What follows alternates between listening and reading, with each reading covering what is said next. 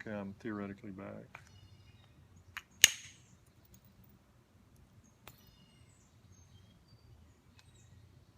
That was a pretty good run. It ran over to here. I haven't videoed in a little while, and I'm concerned that I'm more distracted by the video than normal. Not paying that much attention to what I'm doing to try and flatten.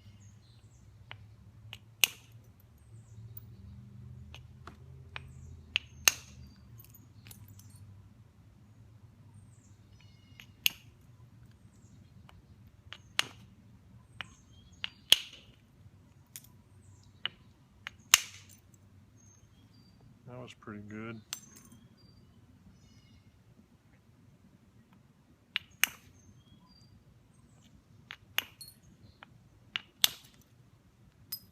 That was helpful.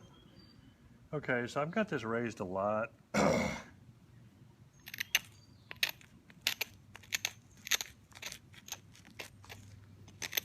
You know, you kind of get one shot at you. I mean, you lose width as you go. And if I don't get it raised enough initially and try and shoot shots across it and don't end up doing any thinning, then I'm in trouble. And so I'm sort of overdoing this aspect of raising it. But then the thing you do is you look at it and you're like, well, should I go with where I'm at and start doing some of that, or should I just work on the other side and do the same thing and see which ends up being more?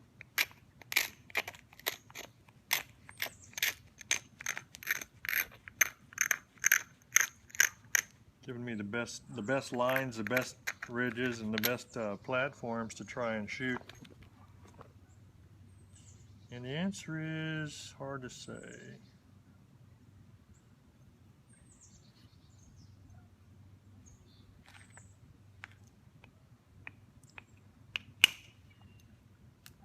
See, that wasn't good because it came to right there. Well, that's not thinning. Like, well, you took a flake, yeah. Took a flake that didn't thin. Now, in that case, it ran all the way over there.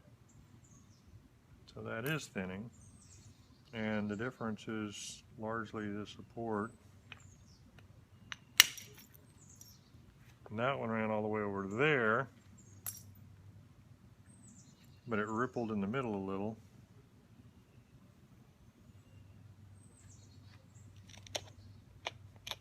And part of the two issues that I have the most with this is, number one, that I don't do a lot of abo work.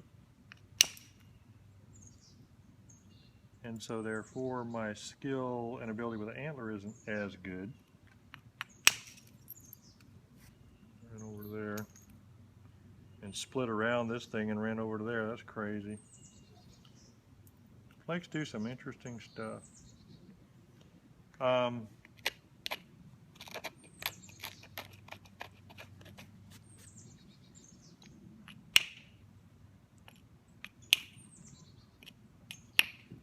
And this is no good. Okay, that one ran all the way over there and lowered quite a bit.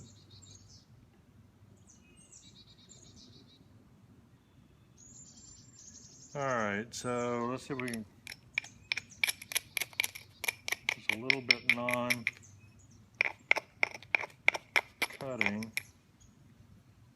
And let's see if we can get up a little bit from this side.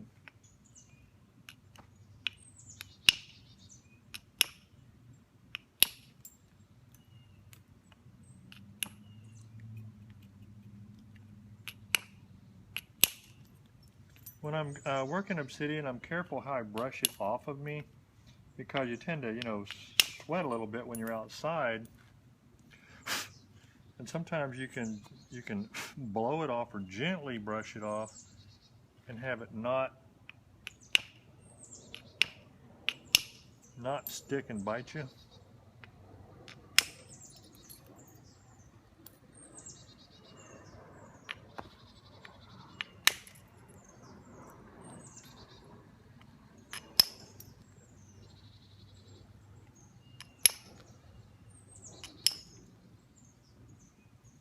What I was just doing there, this is a little bit dangerous because I'm hitting on the end and I don't have great support all the way out, but I was being relatively careful to just barely touch it and to have that inward angle with the hits.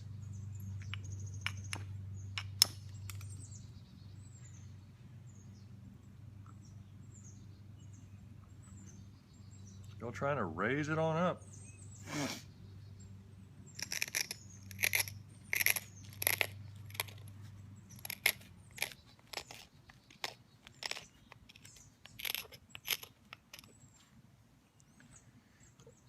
I'm not good at abo braiding, and the scrunching concept is wonderful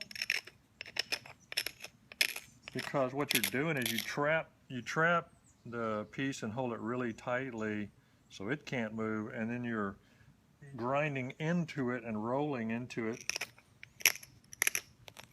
and it cuts off the edge, shears off the edge much better than just trying to rub it or something. Well, that's up quite a bit. It's up quite a bit. Wonder if I can, you know, it's up quite a bit, but it's not up a huge amount. So you're kind of like, well, can I trap it with my finger and hope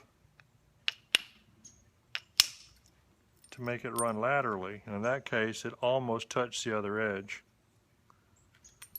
And that's that. It's all about the support is what it is. I'm holding it at the edge and supporting it everywhere, all along the back edge and stuff, pretty tightly.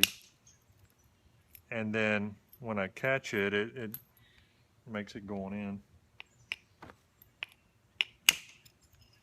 See? It came over there and there. That lowered that middle part quite a bit.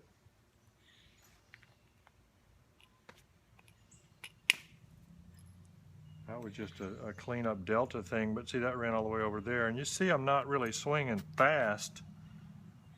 You don't need to swing fast.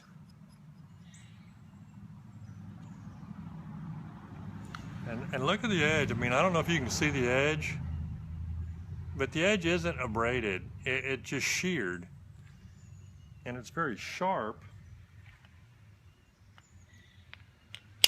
But because I have a fairly lightweight billet, and I can swing it fairly quickly, it just catches that little bitty edge and rips it off.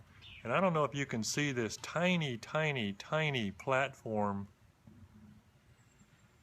I'm trying to focus on it. But I mean, they're just a little microscopic almost edge that it catches. It's not much at all.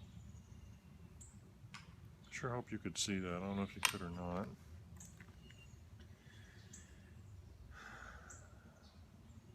The key concept is not to tell you that any of this is quote-unquote a good thing or a correct way or anything, but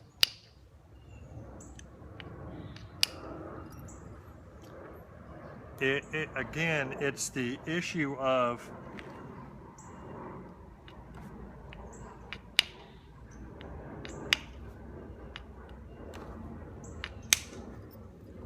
what I said I was going to do when I started out with these videos. What I was trying to do was to lower nappers' frustration level and allow nappers to try and help nappers do what they want to do and make things like they want to make them, so they can enjoy a lot the napping experience. So when I do this kind of crap, you're like, well, what are you doing, you know? You don't want us to nap like this, do you? No, I don't. But some of the physical concepts here, like look at this support. I got the tail resting on my leg, I got the back end right over here. I've got the front pinched about 5 different fingers, and I just barely hit right there on the edge, and there's my little flake, and it did some good there, and I didn't break the piece.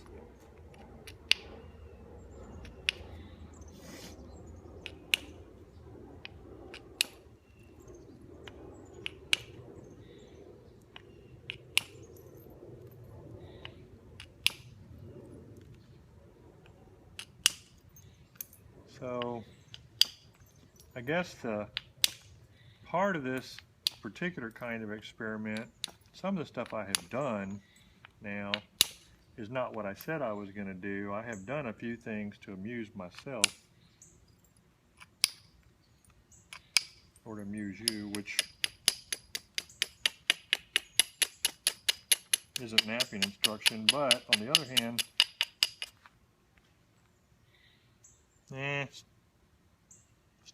still need to get rid of some of that middle. Otherwise I'm making a big duckbill scraper.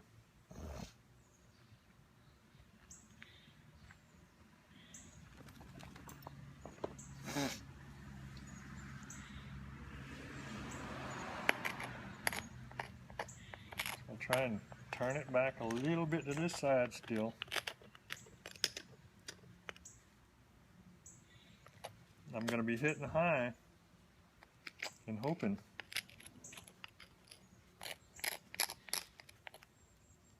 Hitting high and hoping.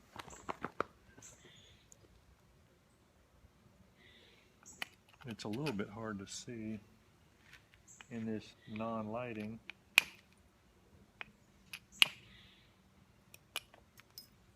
Yeah, I didn't have a platform there.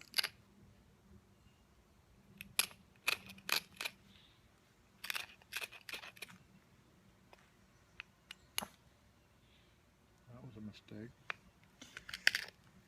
I hit that one thin. I should have set that up good, because that was an important platform.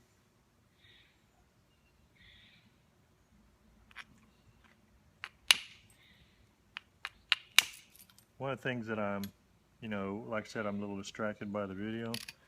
I'm not setting some of this stuff up as good as it could be. Because I can isolate platforms and stuff with the end of this billet.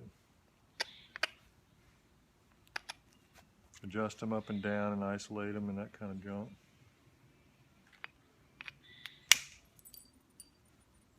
That was a good thinning flake. Ran all the way over there and flattened some. And it's good isolation for this flake here. If I could just get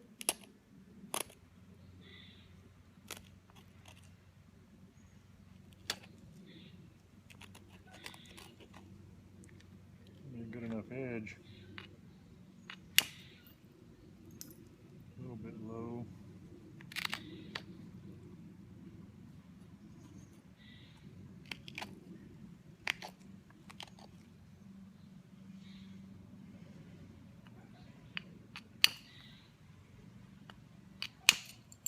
Ha! That was a great flake. And all the way over to here, nice and flat.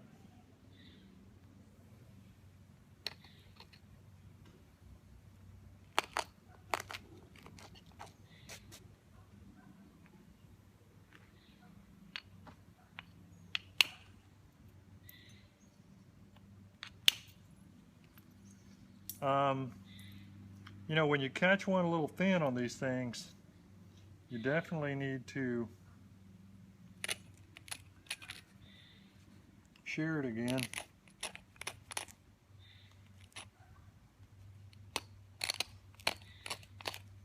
Because it has to have a little bit of sheared nature or something in order to do a release instead of just a crush.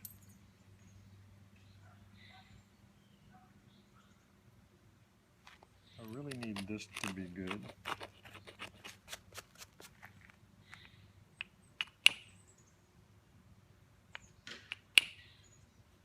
Crap.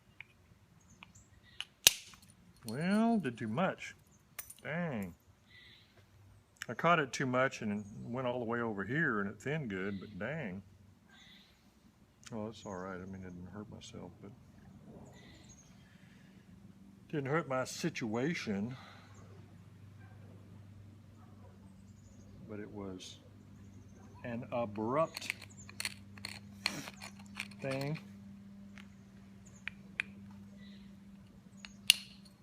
Another problem that I have right now is I'm getting thinner. Which you can say, well, that's not a problem, that's a good thing. Yeah, but it's a dangerous good thing.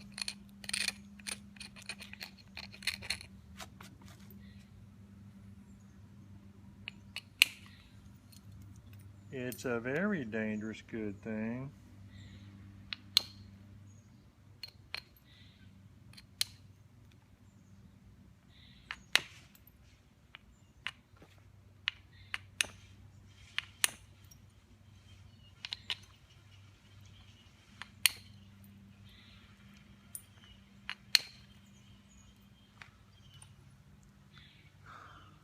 What do you think?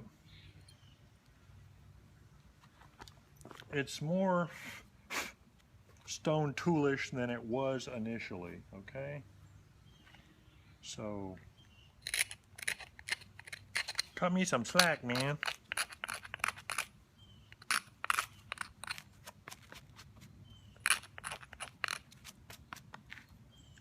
Alright, so now I think I ought to go back to this other side, which is all high, high, high and dangerous. But, and I got a thinner piece, so everything is at risk. We're all at risk. I posted one of me breaking something the other day.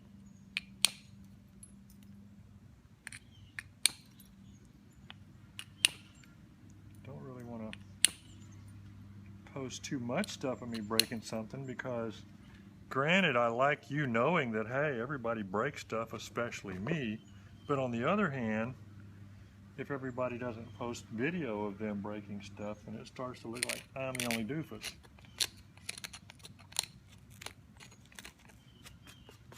I'm just kidding, it's not a doofus thing.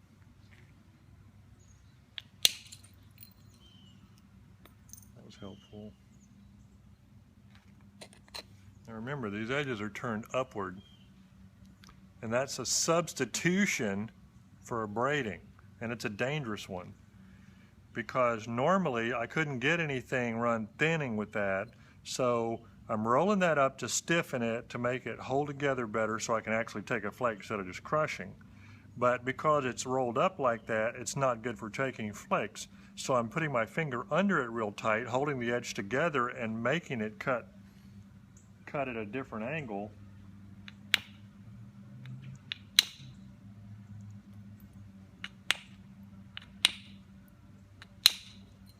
And it's not a good thing.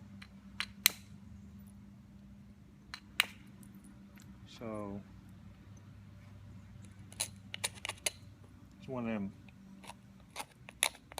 warning things like on them TV shows where people do idiot junk. It's like, don't try this at home. We will not watch your video if you send it in. And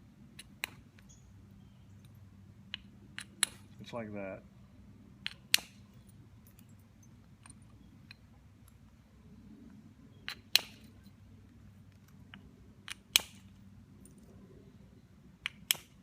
So don't be posting on this video afterwards saying that, oh, you made me break my best piece of TV glass that I had to climb down in the world's deepest creek to get. No, I don't want to hear it. You climbed down in the creek, it was your choice.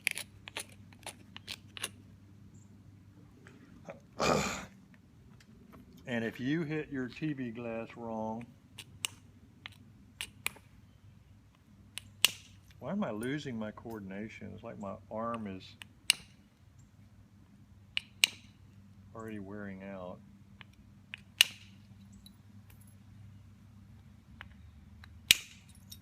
Ooh, that was a best flake in the world. That flake ran, oh, less than a 1/16 of an inch from the other side, and low, and stopped, and oh my goodness. Oh, and I should have showed you the platform. It didn't even probably have one. Got a platform the size of a small gnat's butt. Okay, look at this. See that flake?